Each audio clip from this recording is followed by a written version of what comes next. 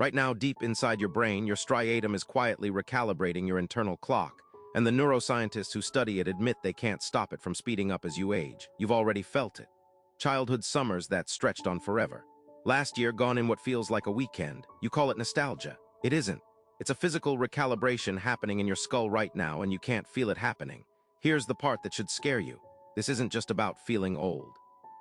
Your sense of time governs how deadlines feel, how procrastination happens, how a 2-hour meeting can feel like a prison sentence while 2 hours with someone you love disappears without a trace. Your brain isn't measuring time. It's manufacturing the feeling of time. And right now, for most of you watching this, that feeling is quietly speeding up week after week without your permission.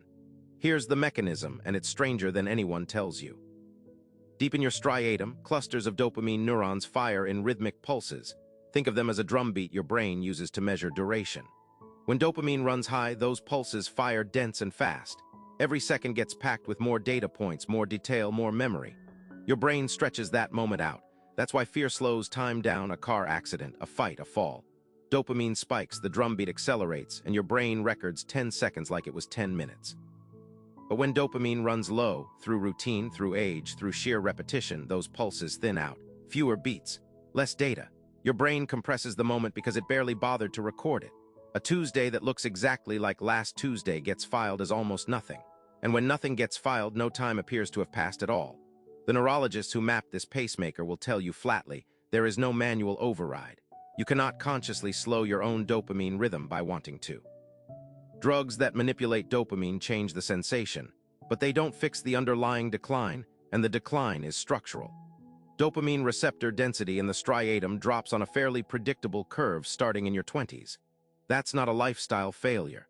That's biology quietly rewriting how fast your life feels like it's moving, and the people who study this admit they can't reach in and stop the clock from thinning. Now here's where it gets uncomfortable, because the advice you've heard is backwards.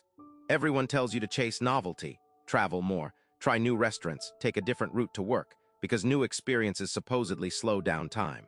But new research on attention and encoding says something else. Passive novelty doesn't work. Scrolling through photos of a new city while your mind is elsewhere gives your striatum a dopamine flicker with nothing behind it. No dense pulses, no rich encoding, just noise. The moment still gets filed away as almost nothing. Which means you can visit 10 countries this year and still feel like time is accelerating because you were never actually there for any of it. So what actually works? The rule that high performers, competitive athletes, surgeons, elite musicians use without ever naming the neuroscience behind it is this: forced sensory density, not new places, new attention.